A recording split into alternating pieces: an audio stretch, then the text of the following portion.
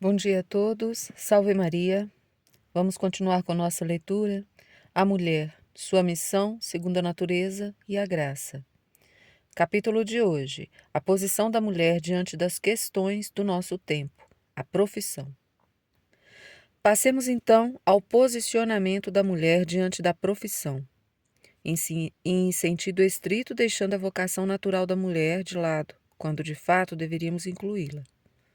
Neste caso, também existe uma diferença impressionante entre as gerações e mesmo entre as classes sociais.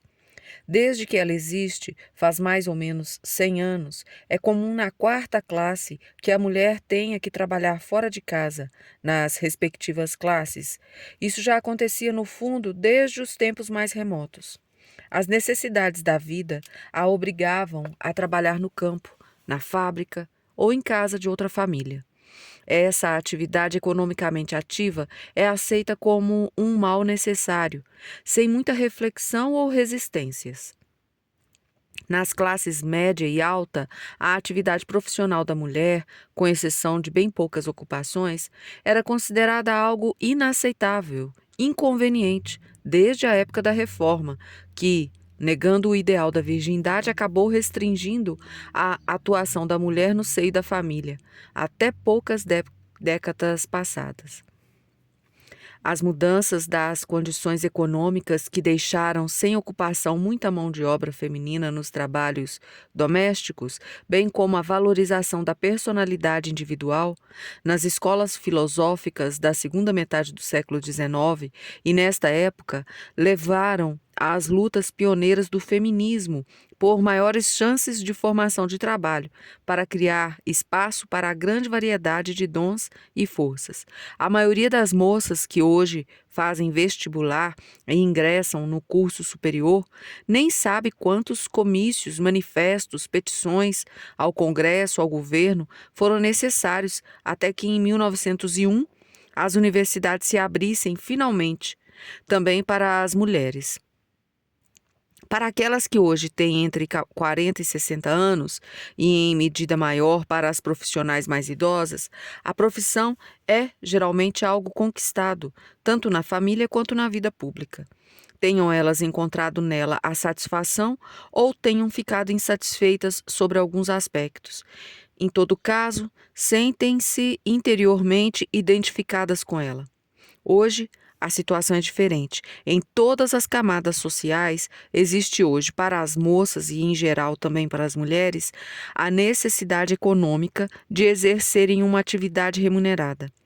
As moças da burguesia e da aristocracia optam frequentemente por uma formação acadêmica adequada à sua condição social, quando têm condições de pagar os estudos necessários, mesmo que lhes falte, em alguns casos, o talento e a inclinação para isso.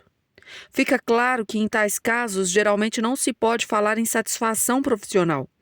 Mesmo abstraindo as pressões da necessidade, do número excessivo de formandos e das poucas perspectivas para conseguir um emprego.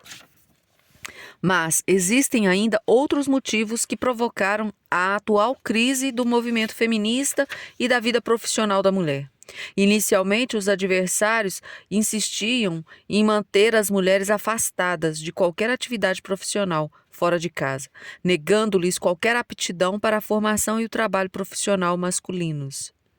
Por outro lado, muitas líderes feministas mais radicais exigiam a liberação de todas as oportunidades de formação e de profissionalização, desconsiderando totalmente o aspecto da peculiaridade feminina.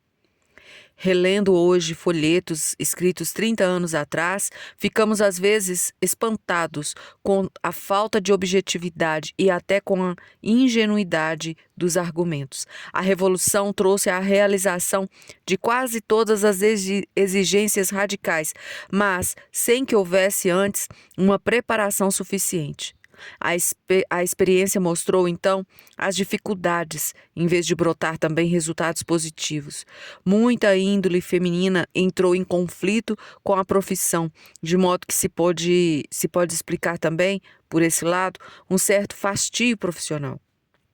Visto no todo, porém, dispomos hoje de um sistema tão amplo de formação e atividade profissional feminina que fica praticamente impossível imaginar um retrocesso, mesmo que se envidem esforços nesse sentido.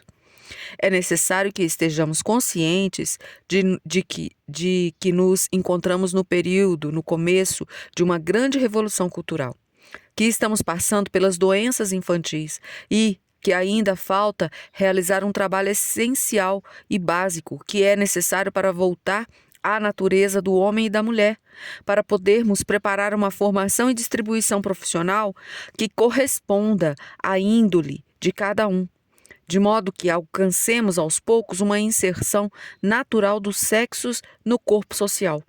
Com isso, chegamos ao problema da formação feminina, que pode ser considerado o problema por excelência, a questão da peculiaridade intrínseca da mulher. Desta questão surgem mais dois problemas. Se existe nessa peculiaridade uma inclinação a determinadas profissões e qual a formação profissional adequada. A relação com a coletividade e com as questões da política mundial. O trabalho profissional antecipa para a maioria das mulheres o contato com a vida pública. Há profissões que integram a mulher à coletividade numa posição de responsabilidade, como, por exemplo, na posição de deputada, funcionária da administração pública, onde a mulher pode ser encontrada, hoje em lugar de destaque em ministérios, secretarias estaduais, municipais. Mas também as mulheres que exercem uma profissão social ou pedagógica obtêm uma vida profunda nas relações existentes dentro da coletividade, da saúde pública e dos costumes. No exercício de seu cargo, elas podem fazer valer a sua influência para melhorar a situação ou para evitar danos. Com isso, adquirem um senso de responsabilidade maior pela coletividade. Os anos de dificuldades acabaram despertando também aquelas que se veem restritas à vida doméstica e que antigamente eram mais inclinadas a preocupar-se apenas com seus assuntos particulares e com os de seu círculo familiar e dos amigos. Primeiro foi a guerra, que mexeu tão fortemente com a vida de quase todas as famílias, que as esposas e mães, as irmãs, as filhas, necessariamente se viram envolvidas nos destinos da nação.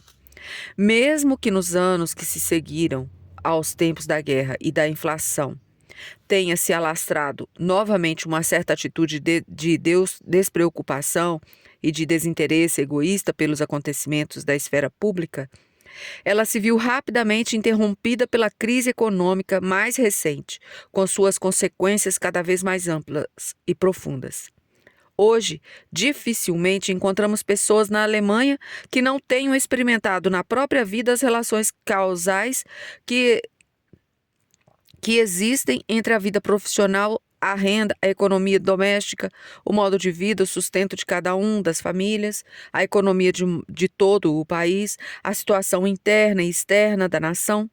Agora, todos percebem pelo menos que, como membros de uma grande coletividade, são igualmente afetados pelos destinos desta. Mas a pessoa pensante descobre logo que é também parte corresponsável deste todo. O direito de voto das mulheres passou a ser entendido por muitas como um sério dever de votar. Mesmo as pessoas politicamente desinteressadas precisam reconhecer que a evolução da situação política geral depende do uso que fazem dos seus direitos políticos e que é dessa situação que depende o fato de esposa, marido, filhos terem pão, poderem desenvolver e exercer seus dons intelectuais, serem educados em sua fé e poderem vivê-la. Podemos ir além. Os anos depois da guerra mostraram com clareza cada vez maior que não só a vida particular e pública estão intimamente ligadas entre si, mas também a vida de cada povo e nação com o dos outros povos. Os povos da Europa, que durante a guerra se combateram até a morte, caíram juntos, e todos se veem compelidos pela dura realidade de entenderem que só poderão reerguer-se num esforço conjunto.